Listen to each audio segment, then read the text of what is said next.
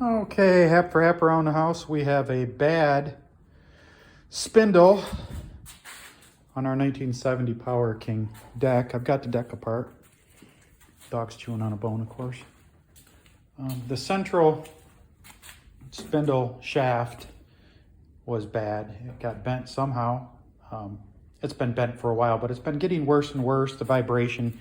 Either it's the bearing or the shaft. I haven't quite checked yet, but I just picked up a replacement spindle. Unfortunately, the spindle housing was flipped when they put it back together. I bought it off of eBay and they rebuilt it. So I just had to swap the spindle bearings from the top to the bottom. It's kind of hard to explain, but in reference to the spindle, let's come back over here and I'll show you.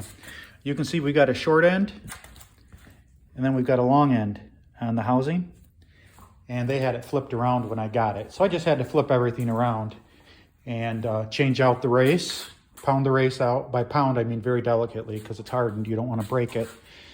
And of course the race, you want to follow the race with the bearing because supposedly they're matched when they get ground at the factory. I don't know how true that is, but I'm going to do it anyways. I have the time and the tools, sort of. I had to pull it apart with that. It wasn't the hardest thing I've ever done, but it wasn't super easy. That's actually a size too small to do it. But I did get it apart. I just wanted to show you what's inside these. There's nothing inside these. I mean, you have your excellent, which is an auto grade. Look at that. That's a really nice tapered bearing. You have two of them. You have one on the bottom. Then, of course, this is where your blade goes, and it'll pass through the housing.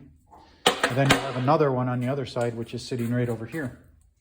And then immediately above that, you have your belts, you know, your V-belt.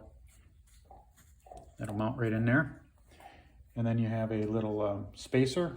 Then you have your castellated nut.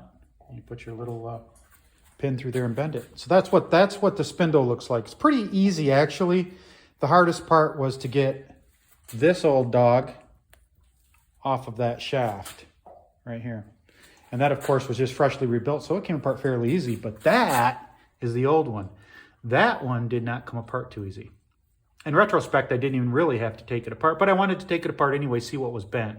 And I'll be doing that later. Hap for hap around the house. If you liked the video, hit the like button. Consider subscribing to the channel. Thanks for watching.